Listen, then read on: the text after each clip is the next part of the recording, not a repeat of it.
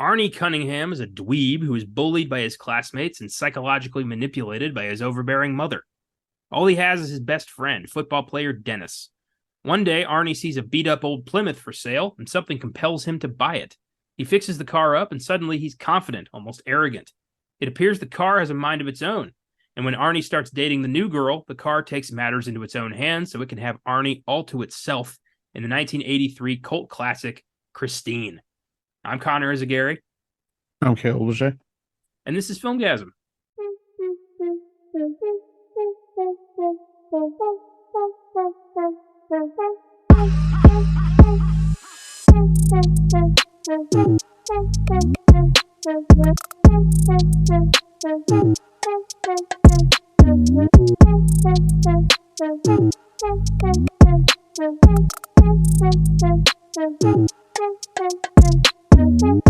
Welcome to the Filmgazm podcast. This week we're celebrating another movie reaching a significant milestone, John Carpenter's Christine, which is hitting its 40th anniversary this year.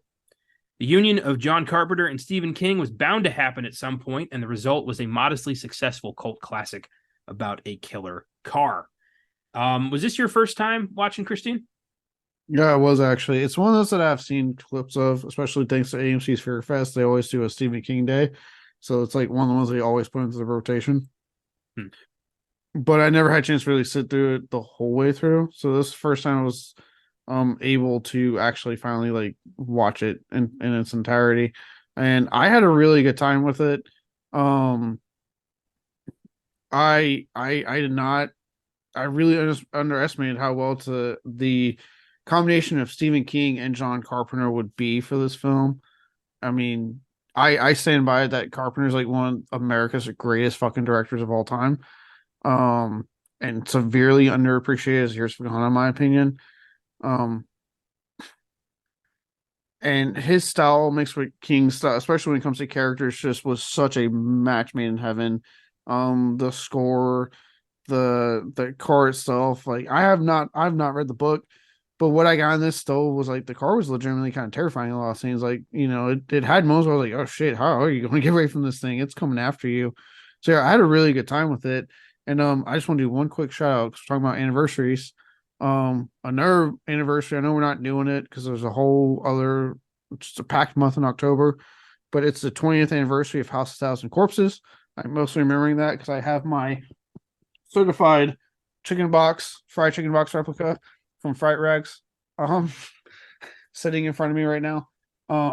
But they had a screening for those who went to go see it on Sunday in theaters. Awesome. They're doing another one on the 11th, which is, I believe, when this episode actually drops. So do yourself a favor, get out there, and support the 20th anniversary of a really awesome, just Rob Zombie film. So I just want to do that quick shout out. And now back to Christine. Nice. Yeah, we did House of a Thousand Corpses not too long ago on the old formatted show. So we showed the film some love. It was a long episode. We talked about Zombie and his plight in Hollywood, trying to get that movie made. Mm-hmm. And that was a fun one. I remember that was an enjoyable episode. Very enjoyable episode. When we had to pick the lineup, we went through a lot of possibilities.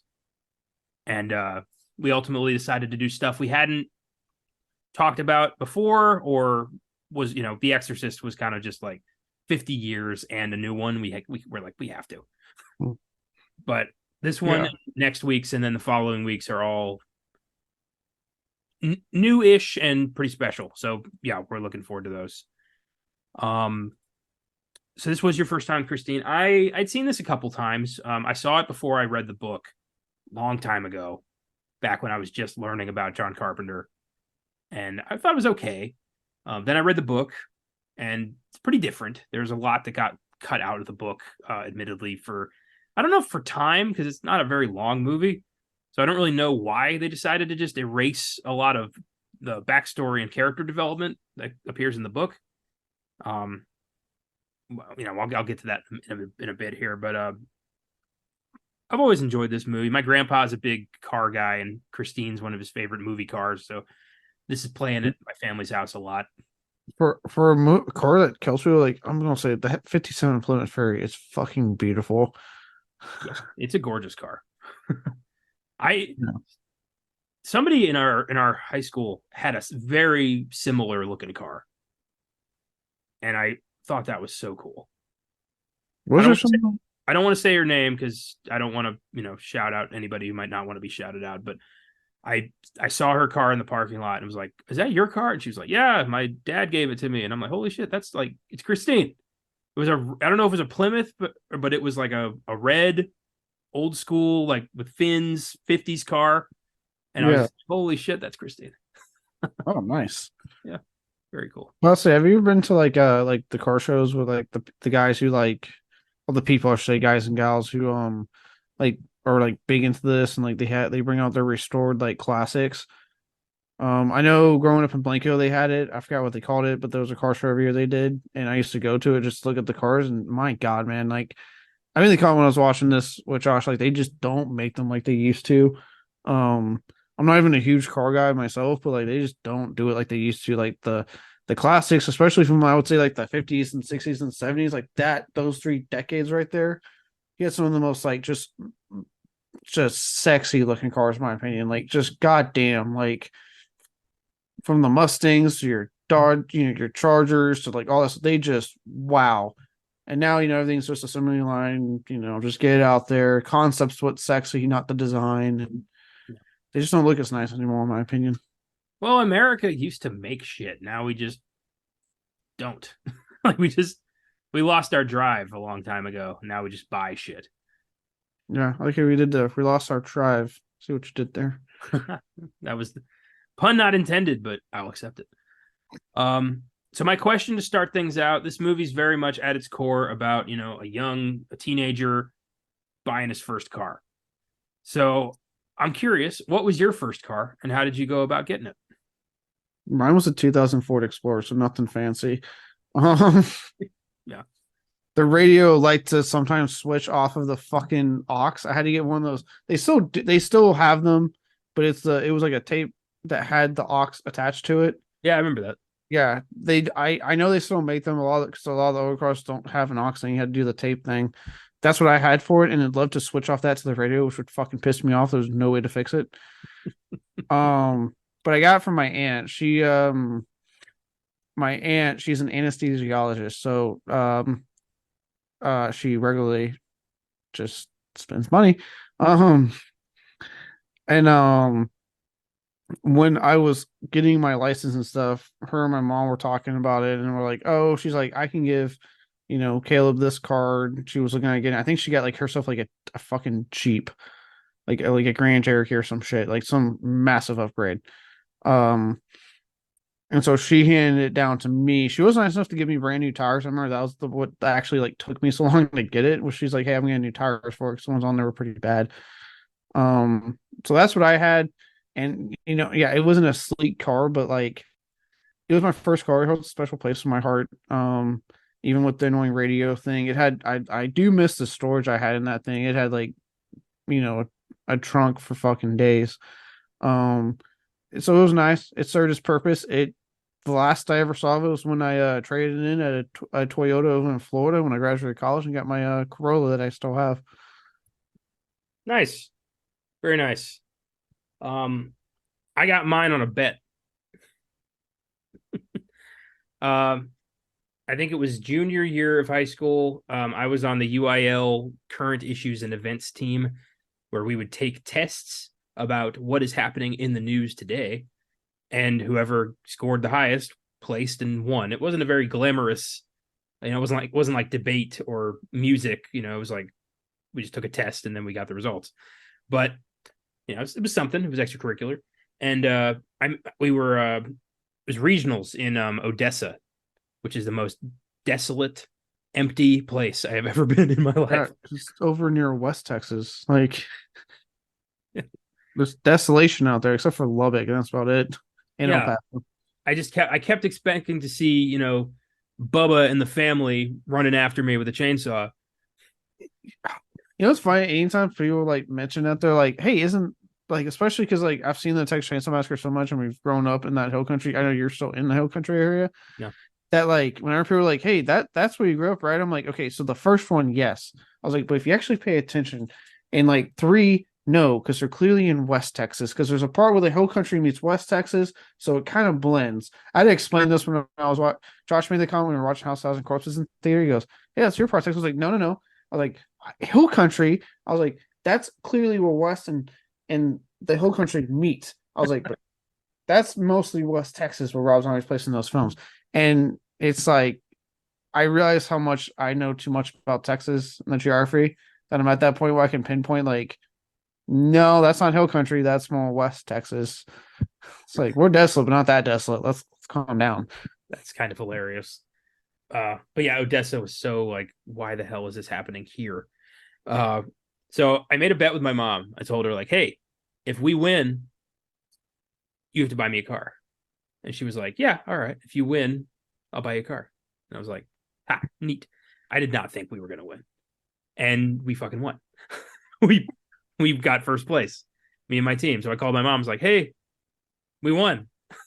And when I got back, we went car shopping. And she got me this white 2011 Hyundai Accent that clearly at one point used to be a rental car. It had no bells and whistles. Didn't have power windows. I had to roll them up. And it was, yeah, it was the most basic, bare minimum car. But, it looked like a jelly bean. It got me from point A to point B. And that was my car all through most of college. And just kind of tiny little basic sedan. It was adorable. Looked like it was like a nurse's shoe if it was a car. At least like with the Ford Explorer, it looked like it could do a lot of stuff. Like, oh, you got that type of car that go over terrain. I'm like, no, it's from the year 2000. And when I had it, it was like 2010, 2011 when I got it. I'm like, this car looks like it can do things, but it's going to die on the hill.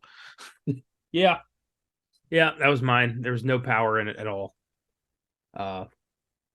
Yeah. So yeah, first car is important. You always remember your first car. And unfortunately, ours were not a sentient 58 Plymouth Fury. No, yeah. Thank God. Yeah, I like unless you're rich, your first car is never going to be like this snazzy fucking fancy ass, like truck with all the bells and whistles. Like it's going to be something that gets you point A to point B because your parents have a car they can get rid of, and you got your license. Yeah, and you just got to work your way towards that one. Yes, indeed. I keep getting my mom's like my mom keeps buying a new car and then giving me her old car. That's happened twice now. Nice. So I haven't had to get a new car because I just keep getting handed like a fully paid off car, which I'm honestly not complaining about that. Yeah, I was like, mine's paid off, so I'm adamant about not getting a car immediately. So I'm like, mine's paid off. I have the title. It's mine. Yeah, I'm good. I'm in no rush. I don't need a new car. I just got to drive places. Yeah, and not wreck. Exactly. Okay, Christine. Christine is based on the 1983 novel of the same name by Stephen King. And King's popularity was so insanely high at the time that the film went into production before the book was even released. They were just like, King's got a new one. And whatever studio did this was like, we want it. We're taking it. We're making it. And King's like, don't you want to know what it's about? And they're like, no, we're good. It's probably going to be scary. So we'll take it. We have trust in your name, Steve. Yeah, at that point, he was brand recognition straight up. Stephen King, TM. Or they just went, Steve, come here, come here. You see the baggie? See the baggie, Steve? There you go.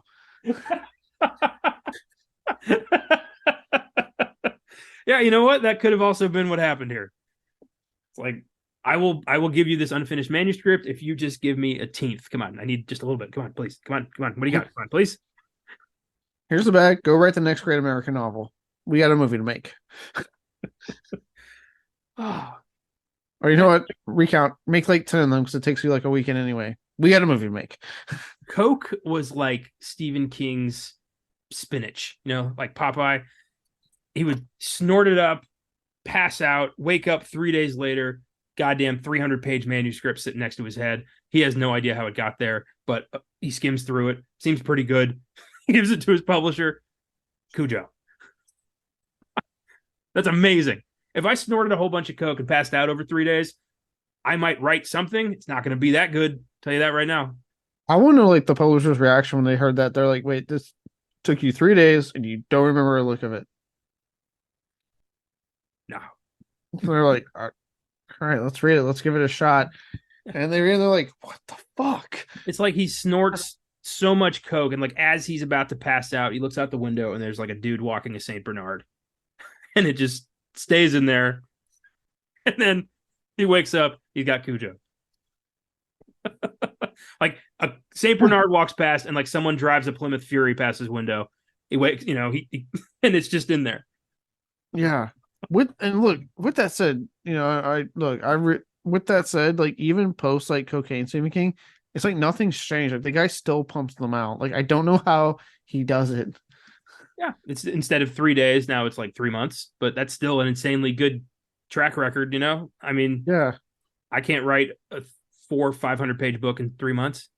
No, and the at his age, the sheer like how consistent he still is. I'm like, clearly you had like they talk about long form COVID. I think he had long form cocaine. It just hasn't really left. It's just driving him still. He's got just like half a gram just permanently lodged in his septum, and it's just fueling his creativity. It has been for 40 years. He sneezes real hard one day, it comes out, and suddenly he retires. Elon Musk would be happy. Then he doesn't deal with him on Twitter anymore. I love King's Twitter. He doesn't give a fuck. He's in his 70s. Why should he? Yeah, he's been the greatest writer alive since the 70s. He's still killing it. He could give a fuck. His legacy is intact. He doesn't care. Yeah. Respect. The book was named after Christine Romero, wife of filmmaker George Romero. When they were working on Creepshow, he met Christine. She was really nice. He liked the name. Decided to keep it. That's sweet. Plus, the fact that I don't think Romero stayed married to Christine. Well, in the 80s, things were great. For sure. The one who's handling everything is Suzanne. Well, this book's not called Suzanne, is it? It's called Christine.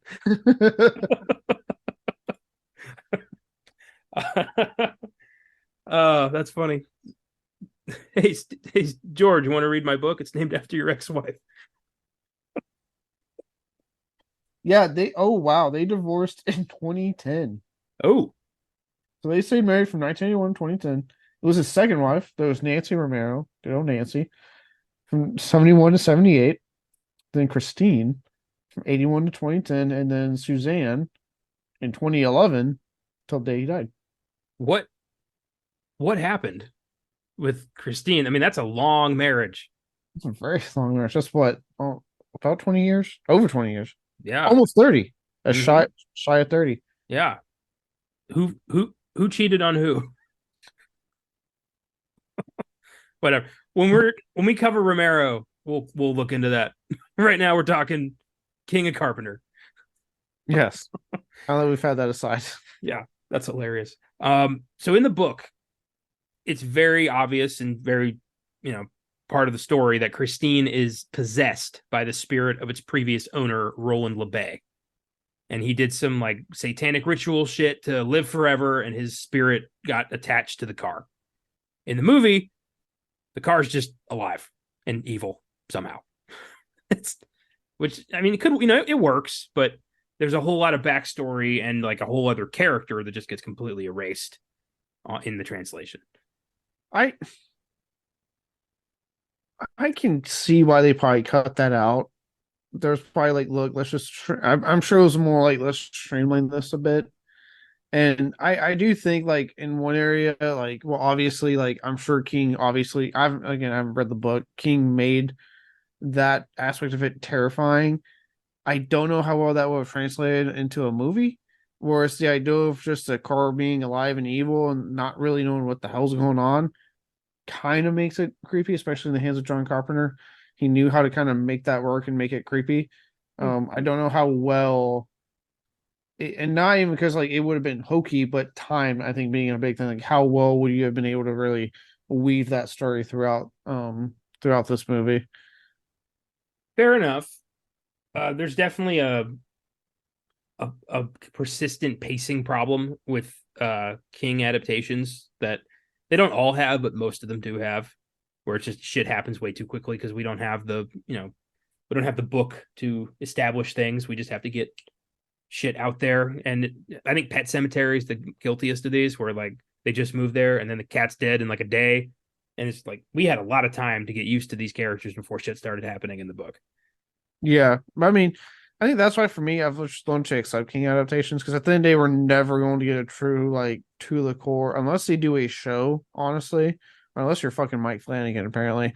Um, oh god, his Dark Tower. Oh, I cannot wait for his take on that. Especially now that the writer strike is over, which means he can start working on it again. Um, it's why I usually don't really I don't go in these like beholden to the book because I know like no matter what, it's not gonna be the book because King spends so much time getting you hooked onto these characters before anything goes down. Um, so for me, I'm like, if they can get the essence of it right and the core idea right, and I'm still invested for the most part, I'm good.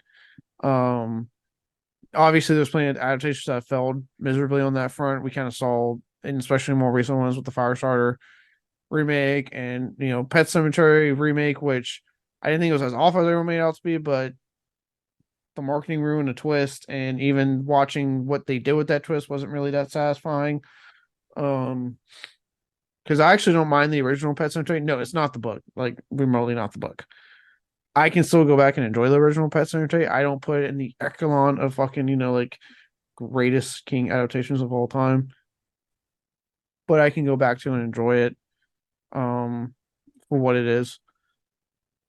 I get that, but also I look at movies like Gerald's Game and It and Misery and Shawshank and The Green Mile, and I see that it can be done. So when it doesn't happen, I'm even more disappointed because I know that in the right hands, you can translate very well. It is possible. So I don't like when they just, and I don't count Christine as one of those that just like abandoned the core concept and did its own thing. That I can't fucking stand. This did not happen in this case. This was just like there's a lot here. Let's trim it down, make it palatable, and I think it's a decent flick. Yeah, and I think that's why I like this one so much. It kept the essence of like what I feel from the book alive, but they just said, "Hey, what can we trim out to fit into a film that at most will be 2 hours?" Like because we can't do inner monologues. No one's going to want to hear inner monologues coming from a car. Hence why they did the smart move of having the radio. Fucking Well, not that the car had inner monologues in the novel. I'm sure it didn't. no. But like, yeah, you know what I mean. Like, hence why they did like the radio thing, with having the radio kind of play and it be its way of communicating. They did a good job of streamlining but keeping the essence of the story alive. And to me, I think what makes this film work is that it's kind of what I said top. Carpenter just seemed to really understand what made King work, and that is you spend a good amount of time with these characters before weird shit happens, minus essentially the cold open. Um, and that is like to me right there, understanding the essence of King is you're giving me time with these characters to care about these characters, to actually have some stakes in their friendship and all that stuff, mixed with the classic, King bullies and all that stuff. His bullies are sadistic motherfuckers, aren't they? Like Yeah. it's never just like, nerd. It's always like, I'm going to mutilate you with this knife because you inconvenienced me once. Yeah, his bullies are horrifying. Um, ugh. Yeah. So Henry Bowers probably takes the cake, but yeah, I think that's what I liked about this adaptation so much, that like it understood what makes King work and was able to translate it into a film. Yeah, I agree with that. Well, how did Christine come about? Producer Richard Kobritz had the option of adapting either Cujo or Christine, and he chose Christine because he felt that it was a celebration of America's obsession with the motor car. And the fact that he said motor car tells me he is an old motherfucker. Oh yeah, he worked on that Ford assembly line back in the day. His first choice to direct was John Carpenter, but at the time he was unavailable. Carpenter was committed to directing Firestarter, another King adaptation, and also an adaptation of the 1980 novel The Ninja. Both were delayed, and Carpenter ended up being dropped from both projects and was now available for Christine.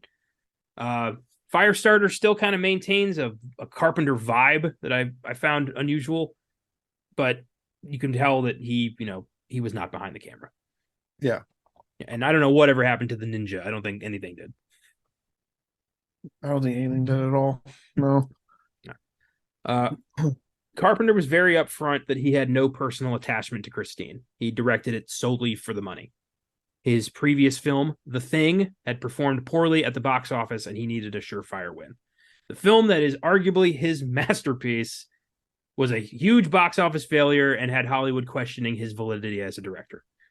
Unbelievable. Yeah, it's always fine when you when people talk about you see Carpenter in interviews and how kind of almost elusive he is in interviews, and he just doesn't ever want to talk about his movies. And at first, I'm being kind of seems like a dig, but as I've gotten older and done more research on his career and stuff, I get it, man. With how much he got burnt by working with these studios, I'd be like, can we just not talk about movies? Let's talk about the things he loves: basketball, video games. Can we talk about that stuff? Music, things that haven't burnt me. It sucks because his movies, so many of them were hits after the fact. I think Halloween's the only instant box office success he actually had. Yeah.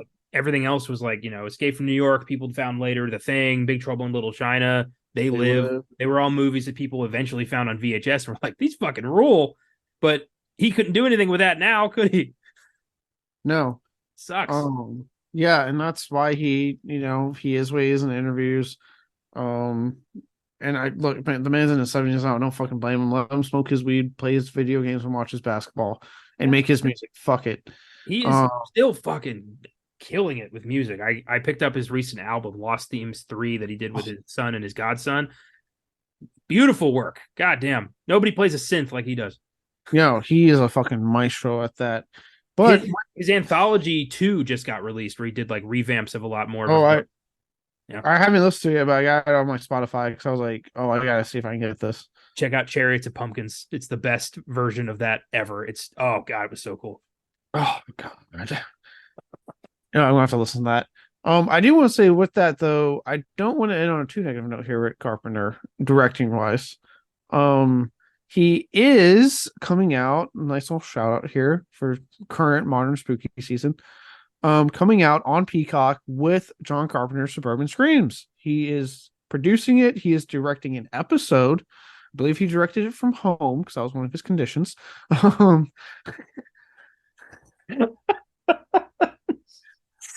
anybody could swing that, it's Carpenter. He's like, yeah, I'll do it, but I don't want to try that hard. Yeah, I think literally someone once asked him, was because he's been asked a lot recently, hey, would you ever actually start coming back directing? And I think his thing was I don't want to travel and I'm not missing my Knicks or whatever basketball team he loves. He's like, I'm not directing during the basketball season. He's one of the greatest filmmakers of all time, and he doesn't fucking care because he's had so many failures in his eyes, which is a damn shame. I wish Hollywood hadn't broken John Carpenter. Where would he be if The Thing and Escape and all that had been super huge hits? Where would he be today? Oh, it's a thing we'll never know, man. I wish. I'll give him credit. He is very at least affable when he usually agrees to do documentaries and stuff like that. Yeah. And he's popped up in the Search Darkness documentaries and tons of other stuff. So he's very at least willing to pop up on things and talk about the films. I'm sure it's because they say they're going to pay him, but that's not the point. They pay him and they film it when there's not a game on. Yeah, and it's in the comfort of his home. Because if you ever actually pay attention to the interviews, he's clearly at home, and I respect it. Well, you know what? I'm happy that he's at least doing something.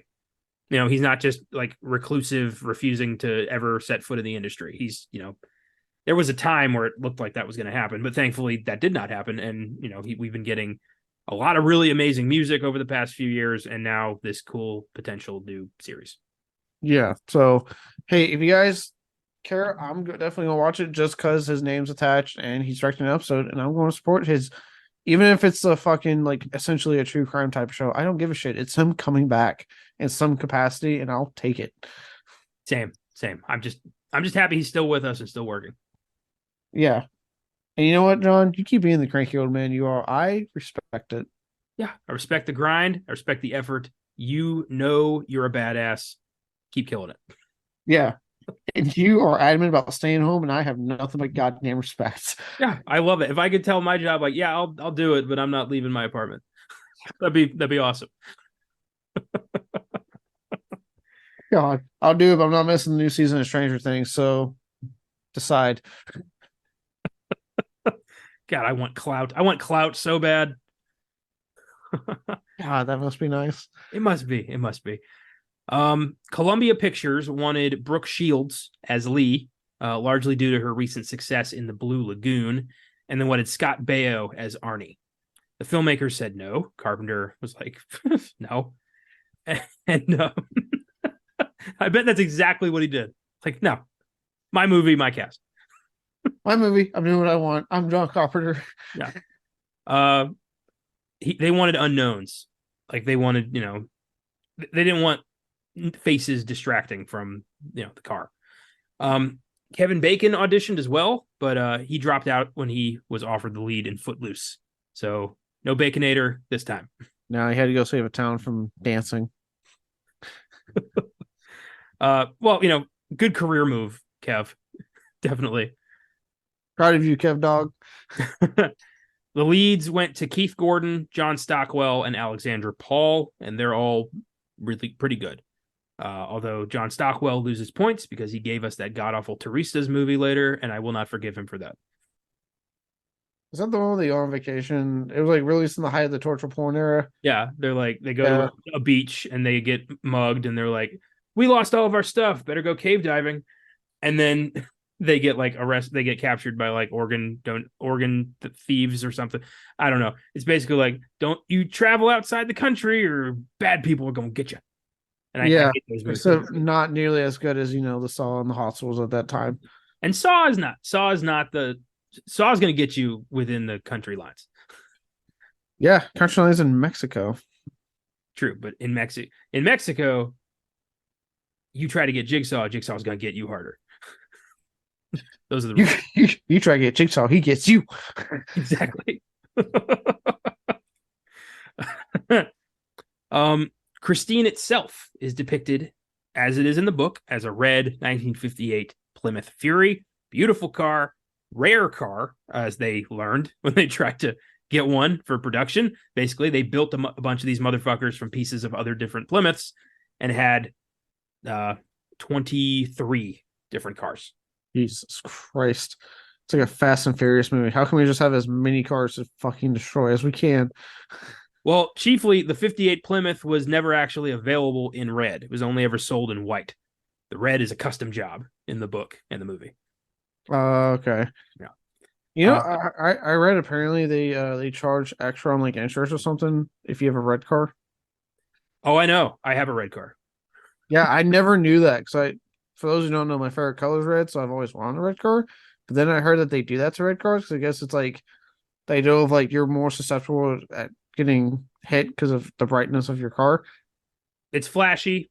They think it's arrogant. They think of like, the chick in the Ferrari in Vacation or some shit like that. Like a red car means trouble ahead. I don't know. I think it's stupid. I've been in car accidents where I wasn't in a red car. It is possible. Although the only time I ever got pulled over was in my red car. So I get it. The car is largely portrayed by a 57 Plymouth Fury, as well as a Plymouth Belvedere and a Plymouth Savoy. So they just worked with that. 15% of the film's budget went to the cars. Jesus. Right. You know what? Hey, as we've kind of seen what first starts chronicling the year in film, it's good knowing the budget went to something that actually ended up looking really good in the film. Yeah. It didn't go to a computer making a CGI car lookalike. It went to the scouts going and finding Plymouths and bringing them back to John. Yeah. And John probably being very just non-flippant, just being very flippant and nonchalant about the whole thing too. That's Yeah, sure, it'll work. car, car, car. That one's blue. I don't fuck. We'll edit it in post. Car. That's a motorcycle. Get the fuck out of here. Car.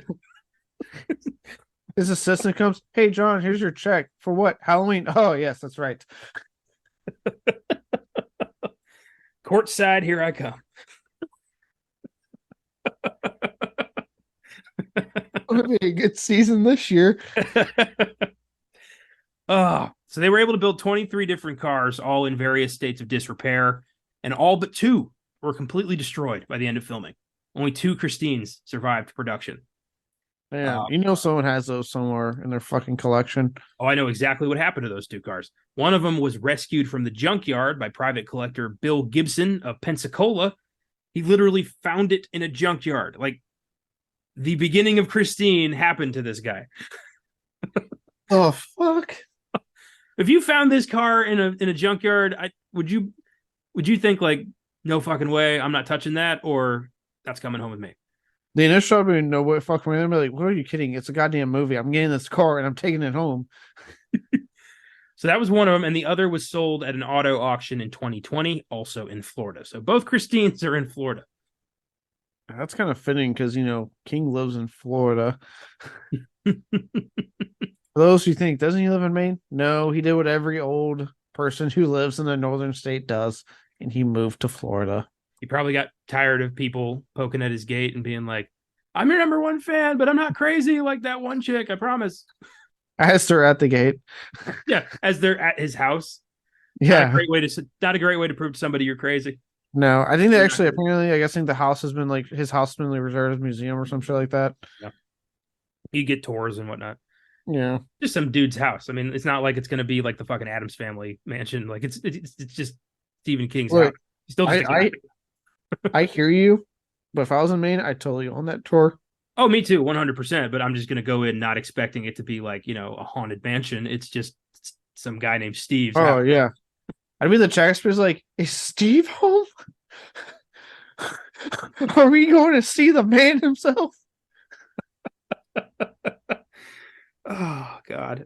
I'm surprised, like, Stephen King doesn't have one of these. Like, if I'm the guy who created Christine, you bet your ass I'm driving Christine. I'm surprised too. Not unless I've always kind of got the feeling his books, the guy likes his cars. So I wonder if that was just like a car from his youth that he just really liked. No, he picked the Plymouth because it was a car that didn't have a story. Like, there was no, like, he mentioned, he brought up like the Thunderbird and how that's got like its own legacy, but like there was nothing attached to the Plymouth. So he wanted to do something with that. Okay. That's he certainly did. No, Plymouth is now synonymous with killer car. So way to go. Good for him. Not great for Plymouth, but I mean, is that even around anymore? Is the Plymouth even around anymore? No, it's not. Yeah, it's fine. I would love if like this is what drove them out of business, because like everyone thought that their cars killed. Oh my God. I can't buy it. It's going to kill me. So what did King think? Well, he didn't care for this. Unfortunate. So he mentioned Christine as one of two film adaptations of his work that had bored him. The other being The Shining. This is when he was promoting Dreamcatcher in 2003, a utter failure of a movie that nobody really liked. Yeah, with the ass worms, as I like to call them. I haven't seen it and I haven't read the book because I've heard both are terrible, so I just haven't gotten around to it. I've seen the movie like twice. It was in an old collection I used to have, and I got all the good films in that collection, upgraded to Blu-ray. Then I got rid of the collection, and the not good ones that were in it. King can't quite get aliens, can he? No. Nah, it's a shame. No. Uh, I didn't really get that far into the Tommy Knockers before I was like, this isn't very good. And then I found out that's another Coke binge book. So that's probably why. Jesus God. Um, I'll say, look, all joking aside with Stephen King, like, I'll say it right now. I've usually, and he has every right, obviously, his opinion. It's his creative work. It's his stuff. He has every right to say how he fucking feels about it. And I'm not saying he's wrong, but I am saying that I've almost never agreed with his take on his adapted movies. This is the same guy that really touted the Pet Sematary remake, that's really touted the Dark Tower adaptation. Let's both of those legacies speak for themselves. I'm just saying he is it's his opinion. I just generally don't agree with his take on his opinions on his adapted works. It's hard to kind of take a stance on this because, like, on one hand, like, I like the movie, but on the other hand, like, he would know. So, like, it's hard to be like, no, Steve, you're wrong. It's a good movie. And that's why I went with the diplomatic approach, because I'm like, I get it. He did write the book. He knows this. But I've never generally agreed with his takes on his adapted works. Like the ones he said are boring are usually the ones I like. But then the ones he's like, these are really good. I'm like, how much did they pay you after I watched the movie? I'm like, did they pay you to Mhm. say that, bud? Probably, yes. Well, here's the full quote of what he said when he was promoting Dreamcatcher and was asked about Christine. He said, I may just be the most adapted novelist in modern times. And I don't say that with pride so much as with a kind of stunned bemusement. Several honorable adaptations have come from this 30-year spew of celluloid, and the best of those have had few of the elements I'm best known for: science fiction, fantasy, the supernatural, and pure gross out moments. The books that do have those elements have, by and large, become films that are either forgettable or outright embarrassing. Others, I'm thinking chiefly of Christine and Stanley Kubrick's take on The Shining, should have been good, but just, well, they just aren't. They're actually sort of boring. Speaking for myself, I'd rather have bad than boring. Damn, man. I, I I agree. I'd rather watch a bad movie than a boring movie, but I don't think Christine or The Shining are either one of those. yeah. I mean, Grant, we know why he famously like absolutely hates The Shining. Um, I would I would respect it a lot more if he wasn't saying this while promoting Dreamcatcher. yeah. If he was promoting anything else, but it's like, look, I gave Dreamcatcher two chances, and it's not a good movie. So I don't know what you're trying to prove here. Um, and like the what we thought was going to be a King Renaissance didn't exactly happen. Adapted works wise. I'm not saying he like went away. Well, I mean he did after his accident, then came back. Um, yeah, I don't think I picked these two. I don't think I picked those two. Shining's a great film. It is a terrible adaptation. I've always stood by that. And this was before I know Mick Garris says all the time in his own postmortem podcast. I didn't know he said the same thing, but I listened to it. But I've always had that stance of like terrible adaptation, great fucking movie. Um, and this was also good. I'm not gonna say it's great, but it was good. Like it, I truly think that the melding of King and Carpenter works very well. So I personally, sorry, Steven, I disagree. If I had to pick the two like worst adaptations of his work, the two that I just absolutely despise and are never going back to, it is The Dark Tower and 2022's Firestarter. Everything else I can kind of work with, but those two are dog shit. Even fucking Lawnmower Man. I I kind of like The Lawnmower Man for what it was. I was into it. It was a terrible adaptation, but you know, for a 1991, I think 92, like video game esque movie, it was weird, but I wasn't bored. That's for sure. Fair enough. Sorry, I don't mean to look down, but I have the Ring app, and someone put like scary looking cat in the neighborhood. Has anyone seen him? Like, is there a picture? And there was no picture. So I there's a would love if it was like a picture of Cat Stevens. Look at all Ted the devil. Nugent. Ted Nugent just singing Cat Scratch Fever still. I almost did the riff, but I'm not. The last thing I want to do is get copyright stricken by Ted fucking Nugent. I wanted to sing it too. I was like, I don't want him messing with us. I don't want him getting us in a stranglehold. I still got one. Yeah. So, I mean, when you're an author, when you're a writer, and you've created so many iconic stories, and people provide their take on those stories in a cinematic fashion, it's not all they're not the same person, they're not the same brain. It's not going to be the same thing, and there's going to be a lot of I wouldn't have done it that way, or you got that character wrong, or I wouldn't have cast that person. So I get that. There's going to be a lot of animosity. Yeah, and that's what I say. Like it's you could always dwell on the what if when it comes to like these adaptations of like who should have had the role, who should. Sometimes, kind of actually, you mentioned with Dark Tower, right? Sometimes we get who we fan casted for years, like Matthew McConaughey and the Man in Black, and look how that turned out. Like not as good as we thought it was going to be. Even though based off the description of the novels and stuff, that should have fucking worked. You know what I mean? And if you've watched, I know his agents try to act like the film doesn't exist, but if you watch Texas Chainsaw Massacre: The Next Generation, there's a performance in that McConaughey that could have pulled that fucking Randall flag off,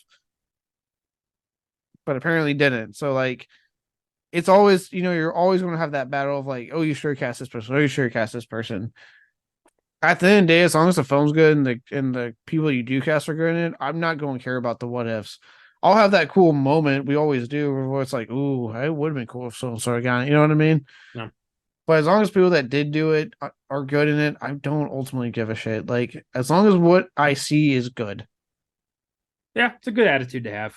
And I try to have that, but then, I tend to read the book and then watch the movie. And so it's like fresh. And I'm like, that wasn't in there, or that should have been there. So it's like, for me, it's impossible to avoid sometimes.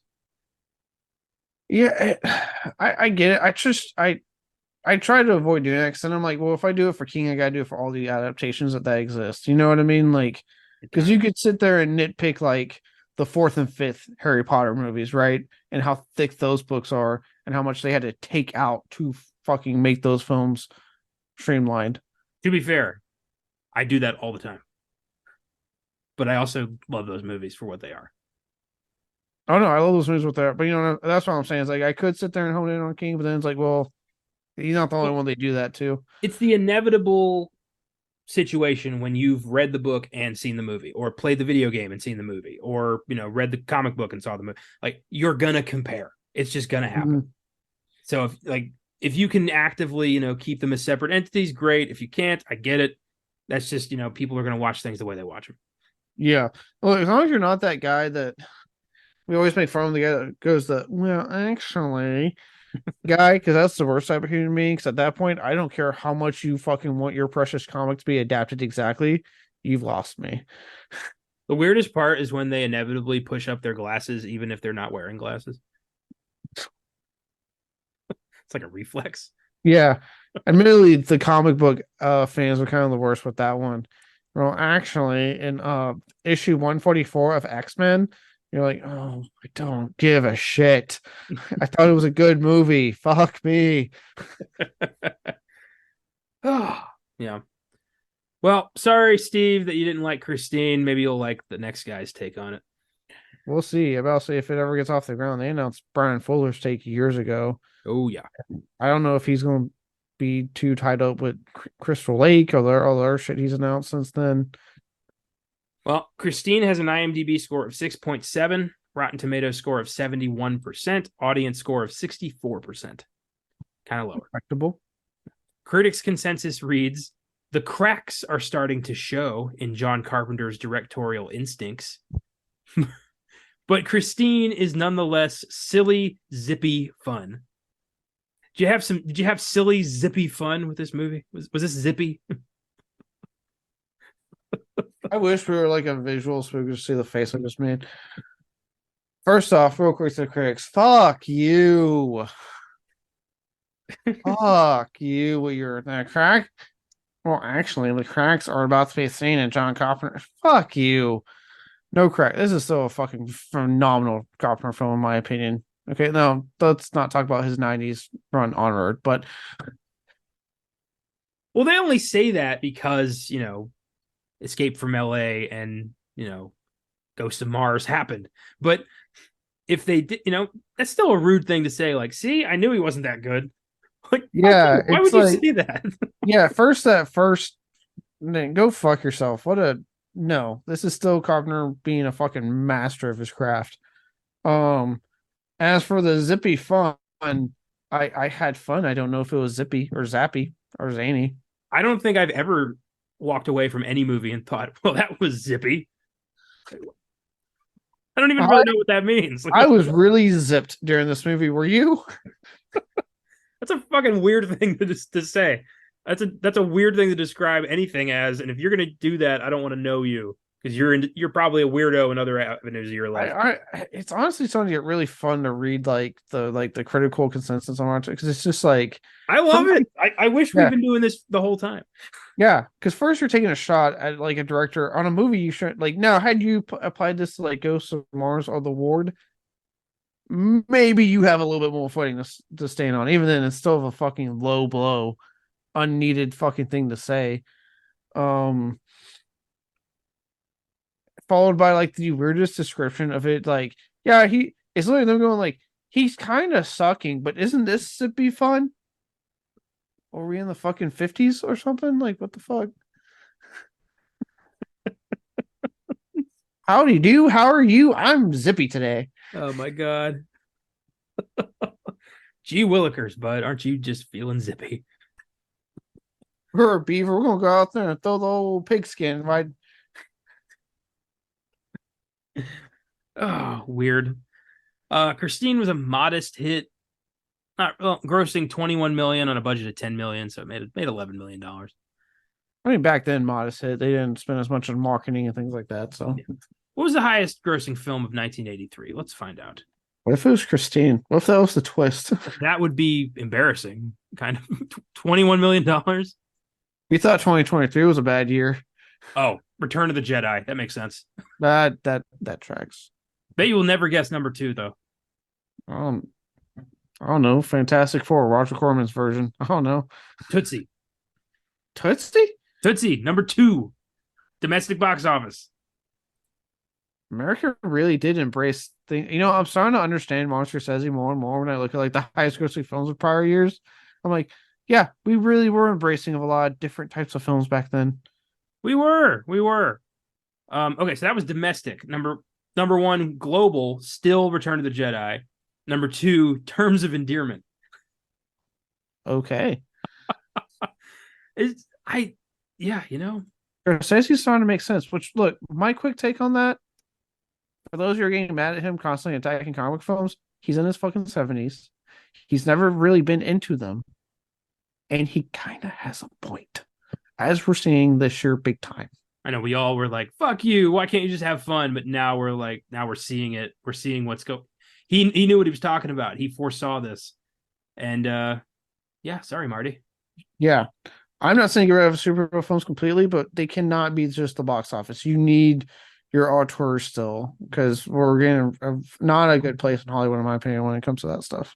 All I want's variety. All I want is options. I want to be able to go see like this superhero movie or this horror movie or this rom-com or this action movie. And I want them all to be given the same amount of effort and love so I can go see something good. That's all I want. Yeah, instead of like the fucking same formula blockbuster that we've been getting like all year. Yeah, I don't want to. Yeah, I don't want it anymore. Yeah, we're getting close to having to do like our year-end list, and I can honestly tell you, like, I'm going to be having some issues with my top 10 best, not my worst. We might have to drop it to a top 5, Frank. I don't think I have 10 awesome movies I saw this year. Yeah, I have to look at my letterbox, but I don't know if I have 10. I definitely got some worst. I'm looking at a recent one for that worst. But best is gonna be tough. Yeah, for sure. A remake was announced in 2021 from Blumhouse and Sony, with Brian Fuller set to write and direct, but there has been zero traction on that since 2021, so I don't think that's even happening anymore. It was like that was announced, zero traction. So I'm sure they're gonna be like, well, the strikes, you announced it like 2 years before the strikes even went down. And I think since then, Brian Fuller like had announced the Crystal Lake series for Peacock.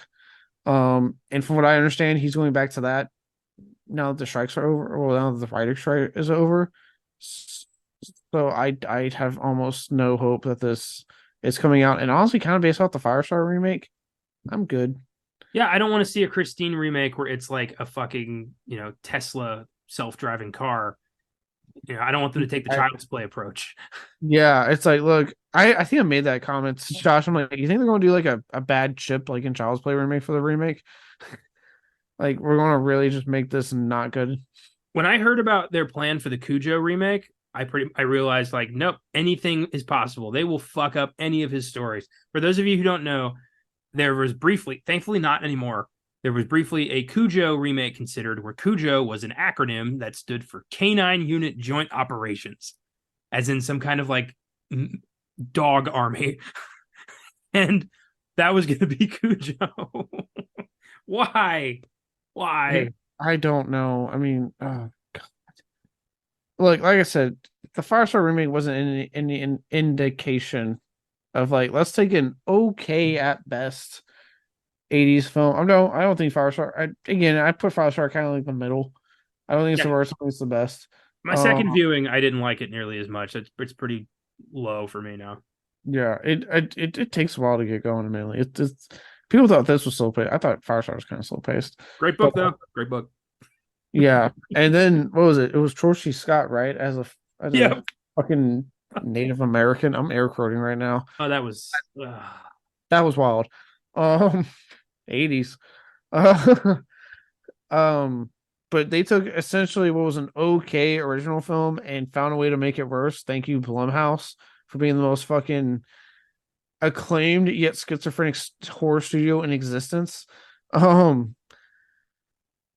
So I don't want to know what they do with a beloved cult classic and be like, how do we ruin this one now? Also, look, we're doing this fresh off me saying Exorcist, so like Blumhouse, I don't have a lot of faith in right now. Five Nights at Freddy's better turn this shit around. Yeah, you're getting cynical, and I don't like that. We need like Eli Roth needs to get here now. Well, next month when Thanksgiving comes out, hopefully I'll be happy. Thanksgiving is going to be the tonic that brings you back. I like how I'm getting cynical and you're relying on Eli Roth. You're like, a director that I know he's going to like. Yeah, it's like he's never let you down. He knows what he's doing. It's original horror. It's creative. It's going to be gory as shit. It's exactly what you need right now. It's the cure for what ails you. What does it say about me that that's what I need right now? Oh boy. If you want to watch Christine for yourself, it's currently streaming on AMC Plus. I don't know who has that. I guess everyone watching Dead City. Go check it out. Yeah, it bugs me it's on there, not Shudder. I'm like, you AMC, you own Shudder. Shudder should have every horror movie ever made. It just should. Yeah, I mean now I got that in Screenbox, so I can kind of switch between the two. Sometimes I'll have one will have the one something the other one doesn't, which is awesome. Yeah. And you've got that towering mountain of films behind you as well. Yeah, Josh was nice enough to order fucking the 4K of Christine, so it was like $17 on Amazon, so I didn't have to like hunt it down. I just watched the 4K, which by the way looked very nice, looked beautiful. I'm still rocking the cheap Blu-ray I found at Best Buy once for like $8, and the Blu-ray also looks nice. Well, with that, let's talk categories. Let's talk some pieces of Christine. Where do you want to start? Scene, performance, music, or dialogue? I'll start with performance. Okay. And especially because I really want to talk about Keith Gordon, who I think is honestly really good in this movie. Yeah, compared to the rest of these shitters. just referencing the movie. I don't think anyone in this is that bad. No. Always forget about that. No, he does a really good job of getting you like rooting for him when he's like the nerdy like that. And honestly, also shout out to John Stockwell playing Dennis, his best friend. And why I said one of the things I like about this film is that it spends so much time with those two that again it gets King. It's like, hey, we need you to get behind these two characters for when the car stuff starts happening. Well, well, actually, couldn't help it. I Um, hate you. there's a romantic subplot between Dennis and Lee in the book that I really, really wish had made it to the movie. Because, like, Arnie's turned into an asshole by Christine, and she is, he pushes her away. She goes to Dennis to cry about it, and they start hanging out, and they bond, and then they hook up, and Dennis feels guilty because he's feels like he's stealing Arnie's girl. Like that would have been good for character in this movie. I wish that had made it. Yeah, I wish, but at the same time, with how it was paced, I kind of see why they said like drop that.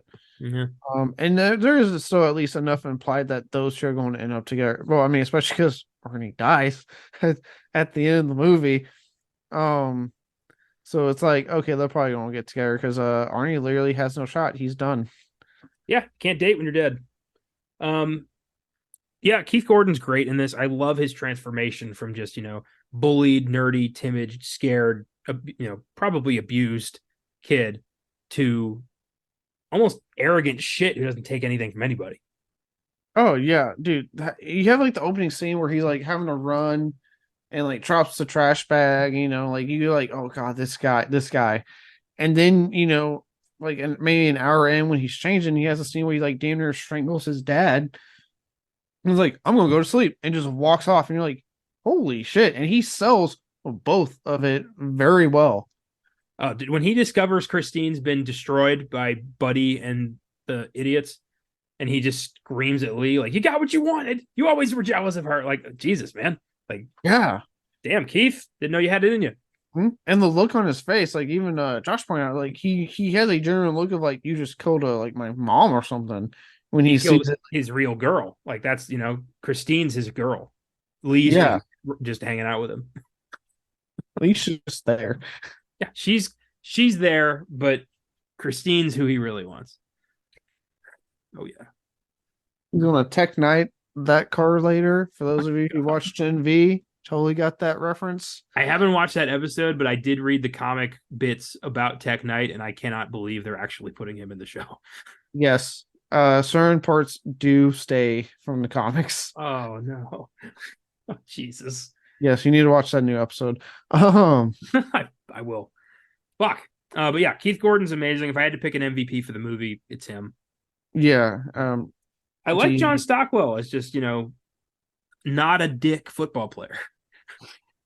Did he get fucking creamed in that one? Even I was like, oh my god, that looked like it fucking hurt. I was like, holy shit. Mm-hmm. There was somebody in my grade who had a similar injury and was like his femur split. Oh. I would rather die. I don't want to ever feel something like that. Yeah, but yeah, no, they're both really good. Like I said, Keith, I would give you yes. For me, the MP would be absolutely Keith Gordon. But I think they are really good. You feel an actual really good chemistry. Like usually when movies love to put like a jock and then a nerd and then you just send them running the whole time again, like there's no way these people are actually friends in real life. You feel that in this movie. Like they have such good chemistry. You feel that regardless of their social standing in the school, they are best friends. It reminds me of like Bucky and Steve Rogers in the first act of Captain America. Mm-hmm. Yeah. Yeah, especially that bully scene where he does stand up for him and even tells the teacher, like, hey, he has a knife. Like he's defending him the whole time without question about it. Yeah. To a bully who looks like he's like 35 and probably held back 7 times. And when I first saw him, I'm like, I thought Bon Scott died in 79. What's he doing in this 83 movie? But yeah, He became an actor. Buddy is this just obnoxious, like the latest super evil, sadistic dick running high school. Stephen King he was bullied in high school, wasn't He had to be. And I was talking to Josh, but I was like, why is Stephen King the most sadistic? I mean, I agree with him. He makes a good point. What I think I do like, all joking aside about like his sadistic as fuck villains who he had, like you said, a sadistic fucking bully in high school or something. He gives you, especially if you read the books, more so than the movies usually. Because again, time and stuff, they can't really worry about that too much. He gives you so much reason when you read the books why they're like that. They're never like this picture perfect, like like Henry Bowers, obviously one of his more well-known bullies, right? Henry Bowers, he wrote, he's like that because his dad's abusive. His dad's doing this shit to him. Like he comes from a shitty home life and he's just taking it out on other people. Not saying it's right, but 9 times out of 10, that is the case with a lot of bullies, is that they don't come from good home lives. Um, and sometimes, yeah, they can get sadistic. I don't think they all get as sadistic as King writes, but Yeah, it's never just like stealing lunch money or like beating you up in the playground. It's always like hold him down. I'm gonna carve my name into his chest. yeah, Carver's name is just, or like, and Stand By Me, like the dude's older brother that is adamant about like damn near killing those kids. I'm like, Jesus Christ, Kiefer, Yeah. calm down. Or you got like on the female side of this, you got Chris Hargensen from Carrie, who just despises Carrie for no reason other than she's weird, and decides to ruin this chick's life, and pays for it with a fiery car accident. Yeah, Yeah, it's like, why do you hit? Like, why are you like this? Like, how is a person like that created? Like, I don't know, but King had to have some, either he got bullied or like he saw some shit when he was in school. His parental characters are always kind of fucked up too. Yeah, Like, I wonder, like, his childhood seems like it was rough. it could have been. Yeah, Who knows? I don't know. Yeah, I was like, now that I think of it, yeah, because remember Bev's dad and it had a lot of uncomfortable scenes. Yeah, Jack Torrance ain't exactly dad of the year.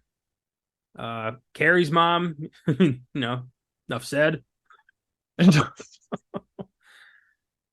Jesus. Yeah.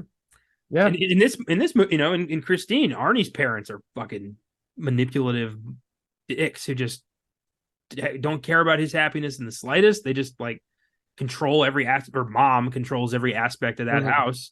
I say the Dad's mom, just a punching bag. yeah, I was like, the mom controls everything, and then dad just kind of. I love the scenes when you try to say something and then she just speaks over him like, God, you fucking simp. I'm not one of those to be like, oh, I'm not that Chad, like all that shit, but sometimes you gotta call it as you see it. In that case, calling it as I see it. Yeah. And that one time when he's like, I want you to go apologize to your mother, and Arnie essentially, goes, take your stinking paws off me, you damn dirty ape. I'm paraphrasing, but that's what it felt like. And yeah, it's weird when parenting's supposed to be a two-person job, not you shut the fuck up and I'll handle this. Yeah, you just, as long as like Turk's like, look, all you have is a hardly working dick to provide. So how about you shut up and go to the bedroom and pop that Viagra, you old fuck. Jesus Christ, that was a lot. That's something she's probably said to him though. Alexander Paul as Lee, again, character who kind of didn't get as much development as she got in the book, but a decent character. You don't really get why she's with Arnie. He's kind of a dick to her from day one. I boil that down to like what movies for some reason spent the longest time trying to tell us, which is if you're a dick to a lady, that means they'll like you.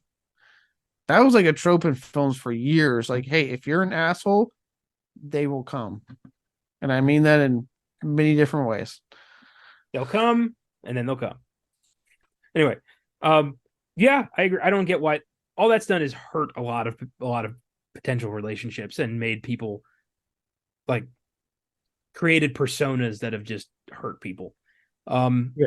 What I hate is like whenever the nerd suddenly gets cool, all of a sudden he no longer needs glasses. Yeah, like they've been able to see the whole time. The glasses were an aesthetic choice. That bothers me so much because like when I had glasses, I needed them to live. I could see absolutely nothing. I couldn't see an inch in front of my face without glasses. And these people were just like no longer necessary and just driving around with I tried to drive without glasses. I would be dead in 2 minutes. And someone else would too. It's fucking crazy to me. I will never understand that. It bugs me. As someone who does like contacts and glasses usually, or I mean, contacts during the day, glasses at night. It's like, yeah, I need these things to see. If I don't have them, I don't see. And there's no way Arnie got contacts because he is on his mother's health insurance, and she would never let him do that because that is something that he wants. Oh yeah. So I'm just going to assume Christine was able to give him the power of sight, I'll take it. Sure. along with dressing up like a 50s greaser. Hey. Um. All right. I think we're good with Oh, the. Hmm? oh, wait, before we move on from performances, how dare you? We need to talk about Henry, right? Henry or Harry? Jesus Christ. Harry Dean Stanton. You don't get to have your big moment anymore because you called him Henry Dean Stanton. You almost went over him completely, so fuck you. It's been a I very long day for me. I think he's underused in this movie. I think he's good. This detective who at the end of it just decides like, yeah, okay, kill her car. I'll buy it. I Like do like that. He goes for it quick. He's like, all right, yeah, the car's alive. Sure.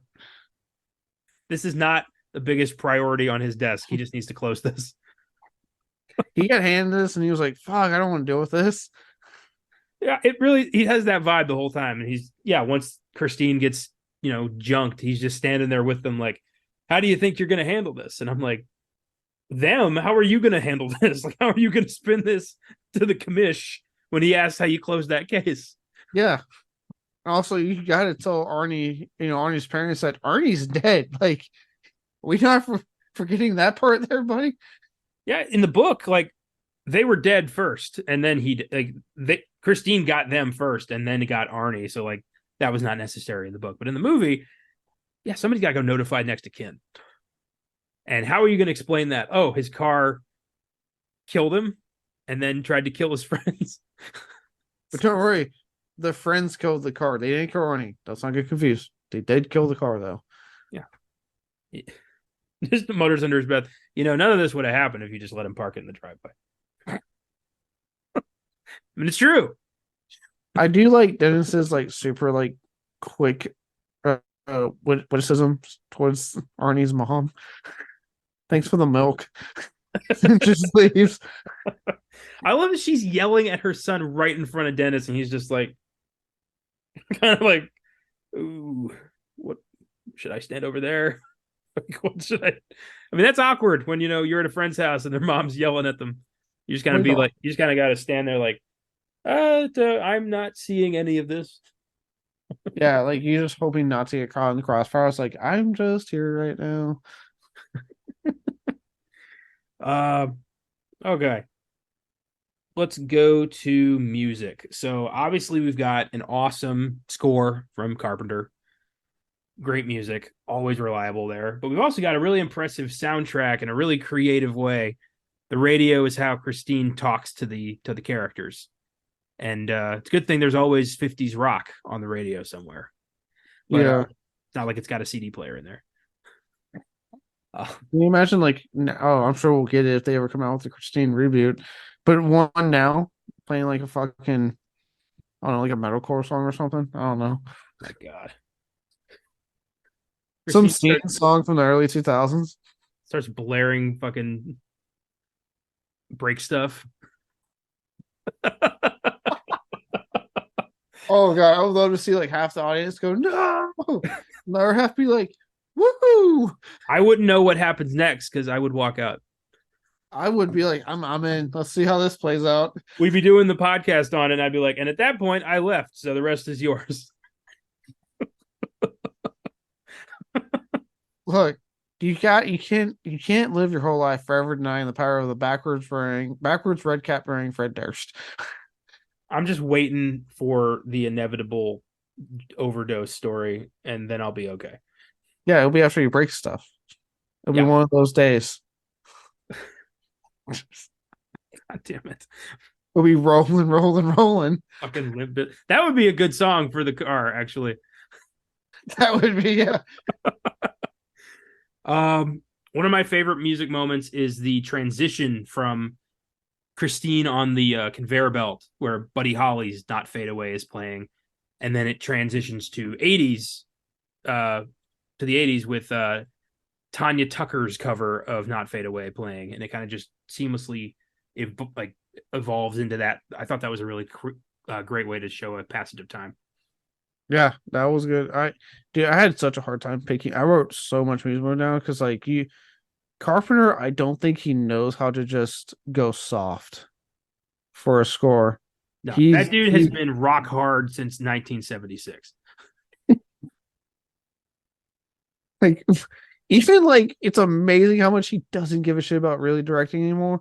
But like the Halloween trilogy, look, even for all the faults I have with like the last film, his scores fuck in Dude, all three films. the procession from Halloween Ends might be the best bit of music he's ever fucking made.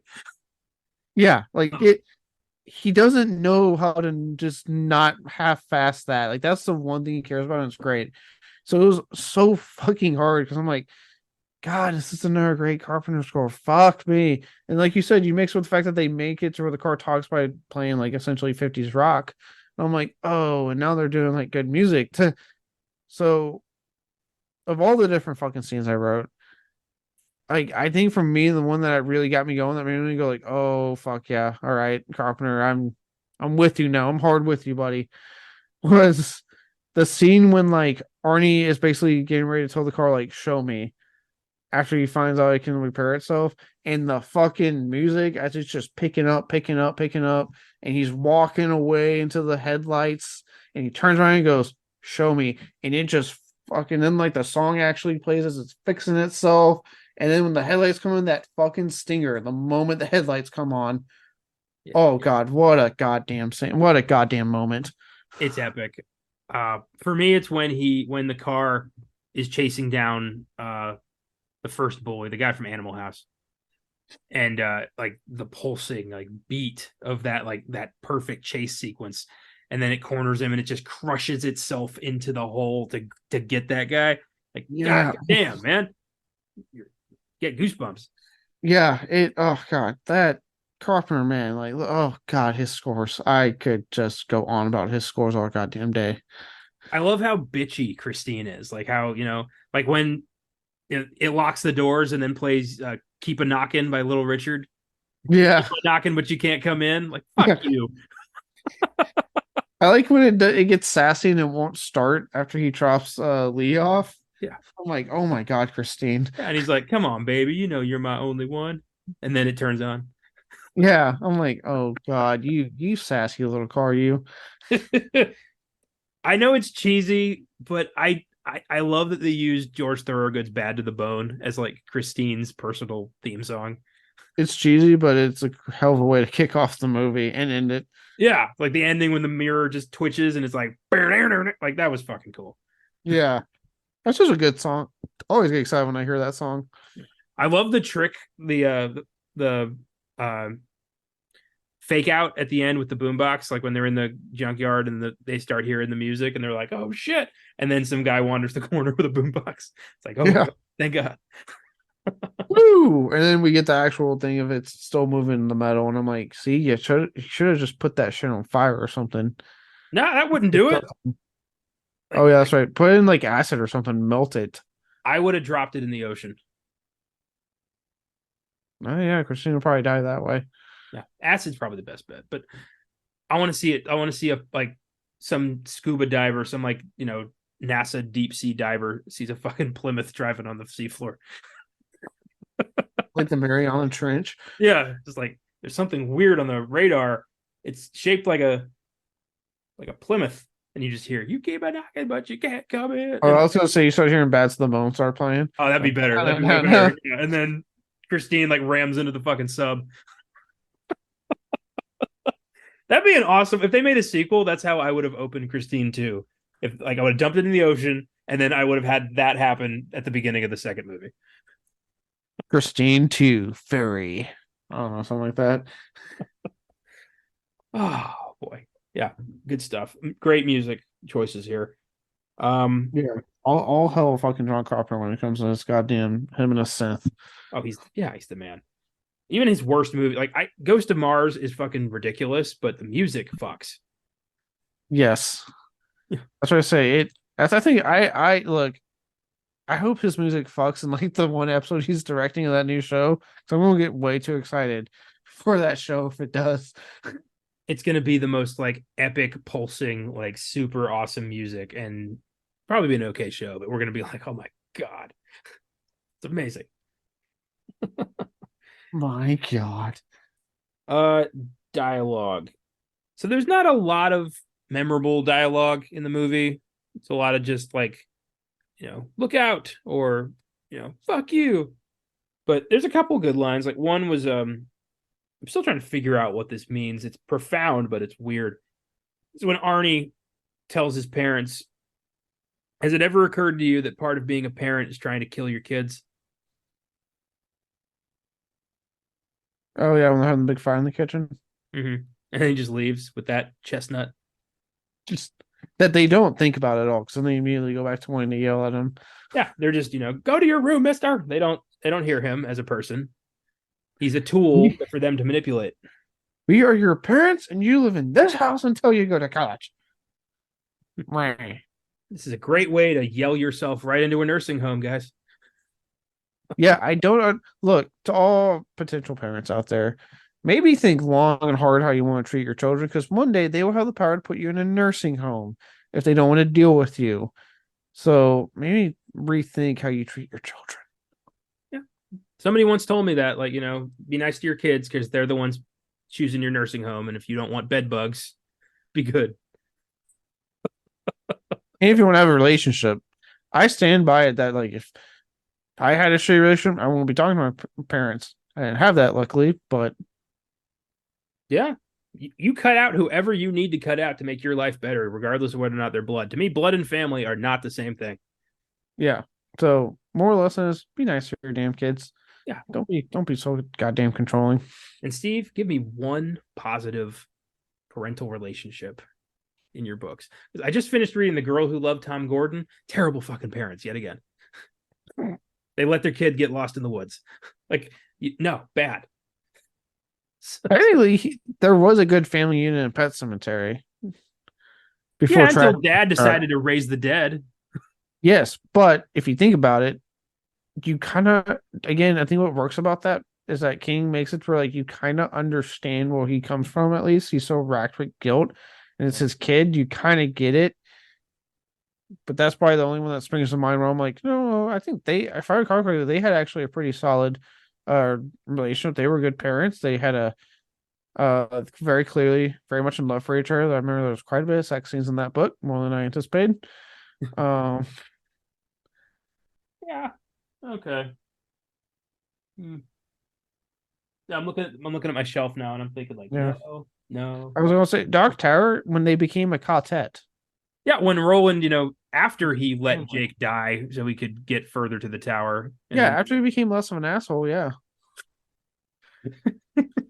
Yeah. You forget that part. Like they try to make him like clearly like still somewhat likable in the movie. I'm like, he kind of is an asshole in that first book. He let a kid die. It wasn't so after that day his hard edges started to wear down. Well, in the movie, he's like, I don't even care about the tower. I don't even want it. In the book, he's like, nothing matters more. Like, why would you do that? Why would you swap his like only defining character trait out? Why? I didn't know. Well, hey, look, Mike Flanagan has laid the gauntlet down that he wants to do it. So I hope we get the scene in, I think it was like the sixth book where they're in the real world and Eddie goes to order a sandwich and he gets mayonnaise on it. And Roland's like, what's that? He's like, it's mayonnaise. Why you ask it? And then Roland's like, I don't know. I just wouldn't order something on a sandwich. It looks so much like cum. And Eddie's like, thanks for that, Roland. I'm going to go enjoy my cum sandwich. Now, can you just go away? It's such a weird moment, but it always made me laugh. I hope we get that. that would be nice. I was gonna say I hope, plus with Mike Flanagan, that means we get Kate Siegel in the adaptation some capacity, and I'm more than okay with that. I really hope this happens. I need this. I really, when I heard he was like, that's his next thing after like Usher comes out this week, actually. Um, well, now he's left Netflix and moved on to, Prime picked him up. I was like, oh my God, yes. Yeah. He's already proven himself more than capable of taking on King and doing it right. So bring it on. Yeah. And Prime already cock teased me once with doing an adaptation, and was like, yeah, we're not doing it. So don't do it to me again, Prime. Don't do it to me again. Well, were there any lines that stood out to you? Not anything super meaningful like what you put there, Mr. fucking Shakespeare. Um, Excuse me for trying. Continue. the one I put, well, see, the one I put just made me laugh because I was like, that really just came out of someone's mouth. Um, and that's the old guy when they're selling the car and he's like describing getting a vehicle Oh, yeah. and he describes the smell. And in his words, and I quote, that is maybe the best smell in the world, except maybe for pussy. That's a lyrical genius, in my opinion. And I stand by how fucking hilarious it was to hear that and not and go, wait, did he just say that? And also, you're an old dude. I'm gonna tell you right now, it doesn't always smell great. I'm not talking about the car. Well, in movie world, Clean down there, ladies. in movie world, it smells amazing every time. Apparently, actually, look, I'm not going to just target women. All people, if you want to have sex, clean down there. Just soap and water. That's Don't be smelly. that's just good life advice. Yeah. Soap, soap your shit. Yeah. Don't be smelly. If you want to abide by this old man's saying, don't clean it. Yeah. Clean your ween, and I can't think of a rhyme for the vagina, but you know what? Clean that. Me neither. I just really thought that was a funny line, and as my PSA is, hey, go out there, have good, healthy, consensual sex, and clean. I love how casually he just says that to a bunch of teenagers. Yeah, right. Just like, and I'm sure they'll think I'm so cool if I say this. And I'm like, did he just say that?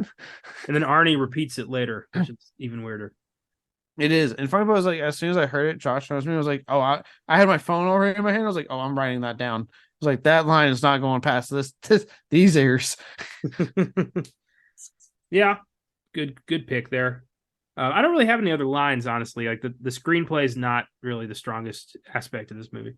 Yeah, I don't. I put one just because I thought it was so dumb, and that's like when that jock when they were talking about Lee, I guess like Dennis's jock friends that very openly hate fucking Arnie, and at one point like in his way to describe what he wants to do to Lee, and it just gave me a good laugh, was he was like, I want to have deep, meaningful sex with her. Like, why would you word it like that? Just say it, man. You want to fuck her. Like, you're not wooing her. This is not ancient times. I want to buy her flowers on our 20th anniversary. That's what I want. Yeah, I'm like, no, we know what you want. You want to pump and dump and leave, all right? Jesus Christ. So don't kid yourself there, fucking Shakespeare. God. Okay, scenes. I love every scene where Christine fixes herself. That was done so well. They did it by they hydraulically had it like crushed inward and then filmed it in reverse and put it in the movie, and it looks flawless and just so neat. Yeah, dude, like that was the other thing. Like everything about that one scene I described with like the music playing when it fixed itself. Oh. That music mixed with that scene, holy shit. Watching it like fix itself and like I said, seeing it do that for the first time, you're like, what the fuck? Yeah. For 1983, that was like one of maybe the best visual effect of the year. I love the drive-in scene where he goes out with Lee on that date and she's like, I don't like this car. And he's like, well, fuck you. Yeah, go in the rain then. And then like she starts choking on the burger and Christine lights up like, I got you, bitch. And Arnie's like, let me in. Yeah. You really think she's gonna die. It's a well done scene. Like, and then Christine's like, all right, everybody gets one and lets Arnie in. Yeah. I do like how Christine was like, oh, you're going to talk shit about me? You're inside me right now, bitch. You're in my world. Welcome to the Christine Dome. I really like the scene when it chases Buddy down and the fucking shot of like the car on fire coming out of the gas station and chasing him down. Holy fucking shit. Give critics again fuck you. John Carpenter is a goddamn genius. Holy shit. Yeah, that is an incredible visual, and that motherfucker had it coming. I love I it. was Like, there's happy. no like really like big moment of his death either. Christine just like runs his ass over and keeps going, and you just see his corpse on fire, burning to death in the road. It's like, yeah, that's Yeah, gonna be your epitaph.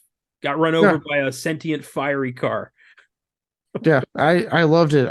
You think he was the one that shit on the dashboard? We never Yes, got confirmation on who specifically shit on the dashboard. I would bet money it was him. Yeah, The leader always gets to have the shit. this is true. You think it was a gross shit too? Wasn't like a I think it was to reference something that we were talking about prior to recording. I think it was a Duke in Josh's bedroom kind of shit, and that is a joke only you and I get to have. I'm gonna make Josh listen to this episode just so he can hear that. He'll get it. He'll get it. Oh God. Yeah. Oh, that's so gross to think of in the PTSD I now have thinking about that. So those are the scenes I picked. I I really like the scene in the warehouse in the garage where where Arnie randomly gets killed and Lee and Dennis take down Christine with the bulldozer. That's a good fight. Yeah, I like the part where the car starts to rebuild itself and like Dennis is like, son of a bitch. Like the moment of just purge is like, you gotta be kidding me right now. I mean, nobody really takes a moment to realize like we are fighting a living car that is rebuilding itself in real time. No one ever has a moment of like, how is this happening? Yeah. Why would we how um I did also put down like the introduction to the said bullies. Was actually a really good scene. Yeah. Again, you get that classic Stephen King bully that of course they have a fucking switchblade. They're always like Um 20 years older than everybody else. They have a switchblade and they are ready to use it.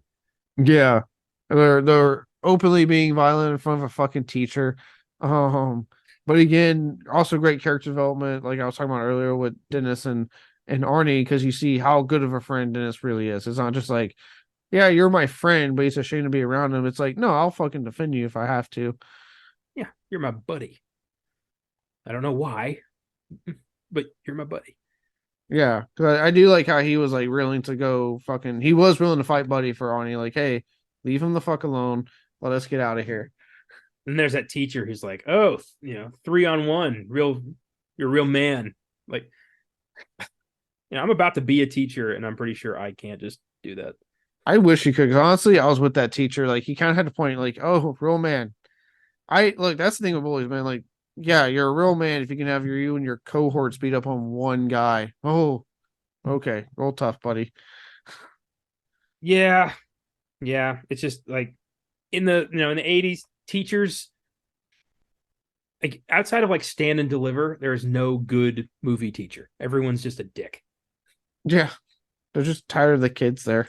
They are. Dead Poet Society. Also, I forgot that was the 80s. So it's Edward James Olmos and Robin Williams, and then everyone else is an asshole. That's the rule. uh, Stand and deliver. well, that's. Are there any other scenes you want to spotlight, or should we move on? That is, I believe, all I had. Yes. Okay. All right. That's all I had. Well, I with that, really want to make sure we did not talk about the fucking car on fire scene because goddamn was that amazing. that was fun. I don't know if Mondo's ever done a poster of this movie, but that needs to be the basis for it. Yeah. I mean, that is just amazing. I do like the after effect when the car comes back to the shop and the Darnell should not have seen what was going on. Yeah, that character's so he's like helping Arnie out, but like the second Arnie's like thanks, he's like shut the fuck up, don't you talk to me. Such a strange character. He really is. I do like when like he tries to Arnie, there's no smoking here and not Darnell. Dennis is like, aren't they smoking over there? Like real quick. He's like, you want to fuck this up for your friend? Keep talking. Yeah, weird. And then yeah, he bites it. in Christine because he saw too much. You saw too much. Yeah. I love how Christine at first just tries past him, like, look, it's almost like Christine was like, look, if you just go home and don't say anything, I'll leave you alone. Just let me repair myself. I'm in a lot of pain right now. I was on fire. Oh, I kind of want a Christine that speaks in full sentences so it can say that. Be like, look, dude, not tonight. Okay. It's been a night. Can we just not, please? Oh, you're trying to open my door? God damn it. All right. You know what? Get the fuck get in here. You're not gonna like how this goes anyway. All right. Well, with that, let's take a look at what Letterboxd has to say on our final segment, What's in the Box. What's in the fucking box? Give me the gun. 3.5 out of 5 on Letterboxd. Pretty good. High praise. Yeah, it's high praise. I've got all positives here. 4 positive reviews because all the negative ones were just like boring and all that. There's nothing creative. Fucking slacking on Letterboxd, you assholes. Be angrier, damn it. Get creative. I know there's a lot of real world shit going on, but I need you guys to channel that into Letterboxd reviews. Well, this first one's from Patrick Willems. I respect this movie's commitment to trying to make the insult shitter happen. 3.5 stars. Arnie really does keep trying to make that happen, and everyone just kind of ignores it. No one pays attention. Like Fetch from Mean Girls. Like, it's not going to happen. We needed that moment where it's like, shitter's not going to happen, Arnie, so stop it. Oh, boy. This next one's from Todd Gaines. Dork loves car. Car loves dork. Future Baywatch babe loves dork. Car gets jealous. Greaser bullies hate the dork and the car. Car gets even. Dork's best friend tries to help. All hell breaks loose. Carpenter's score is pitch perfect. It creeps up on us at the right times during some fun chase scenes. New car smell is the second best smell known to man. And the moral of the film is don't shit on Christine. 4 stars. Why keeps going back to shit? It's been the topic of discussion tonight, hasn't it? It really has. I think the key was, of all the things they cut out of the book, I think they could have been fine also cutting out the shitting on the dashboard. No, that's personal. That's when Christine's like, these fucks have to die. I'm sure she was like, I'm just going to cripple these guys. But the second they took a shit on her, it's murder. I would love like the idea of like, again, going back to like, it could be speak 4 sentences. It's like, all right, look, guys, I'm hurting right now. I wasn't expecting this. I will just cripple you. Hey, wait. What are you doing? What? Hey, don't you lift those pants down. Oh, what are you doing? Oh, God. Just picturing Christine like looking up at a just gaping asshole and just being like, no. That's, yep. This next one's from Haunted Hippie. Boy meets car, boy fucks car fucks everybody up. A classic love story. 3.5 stars. I agree. So every love story starts and ends. Yeah. Like Dennis, I wanted Dennis at one point to just narrow his eyes at Arnie, lean in, take a big like inhale, and just say, "You fucked that car, didn't you?" And Arnie's just like, "No," like super unconvincing.